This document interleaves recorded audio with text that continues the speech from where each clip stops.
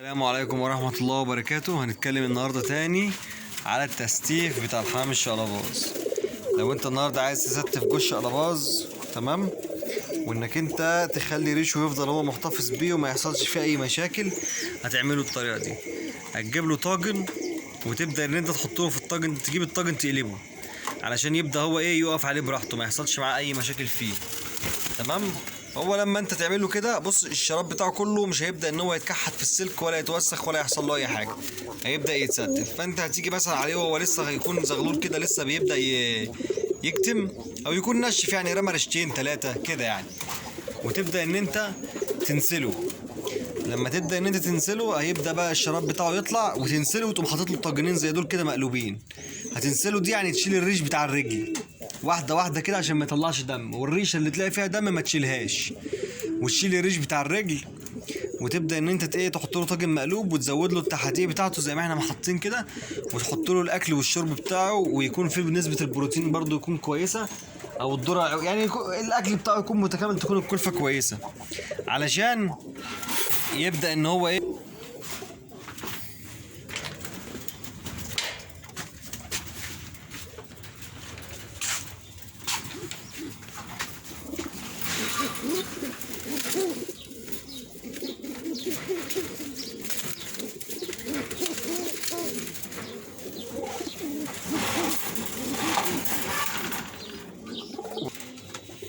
وادي ده جوز برضه ابيض، تمام.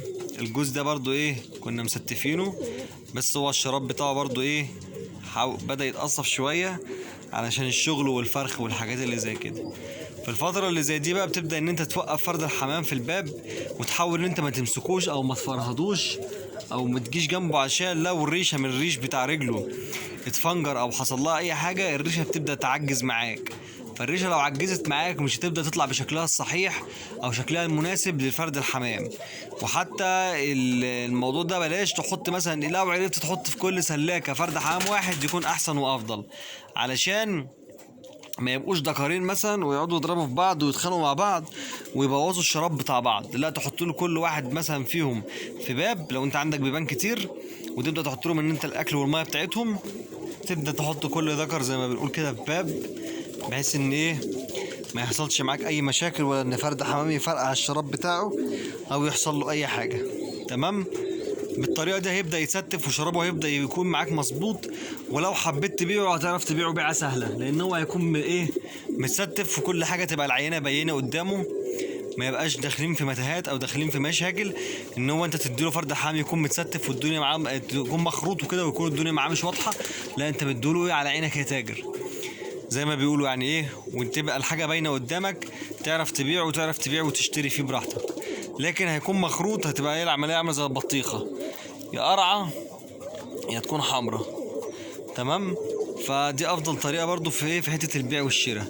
وفي الفتره دي بقى زي ما قلنا برضو تفضل تحط له الفيتامينات بتاعته، وتحط له التحديد، وتحط له الحاجه بتاعته، بحيث ان هو يعني اللي يكون الغذاء بتاعه واصل بشكل كويس، بحيث ان اقصى مستوى للطول بتاع الشراب معاه يكون انت مديله حقه في اقصى مستوى للطول بتاع الشراب، يكون وصل معاك لحد ما الشراب بقى يعني الخوصه بتاعت الشراب تطول لحد وتجيب اخرها وتكون شكلها جميل، عشان تظهر مستوى فرد الحمام. لان هو ممكن يكون شايل جينات كويسه ويكون فرد حمام كويس، بس انت مقصر معاه في الاكل والشرب، فيبدا يعني ترجع الكلام ده على الريش وعلى مستوى الريش ومستوى فرد الحمام. فدي كانت النهارده كده يعني الخلاصه بتاعت الحلقه، وربنا يبارك.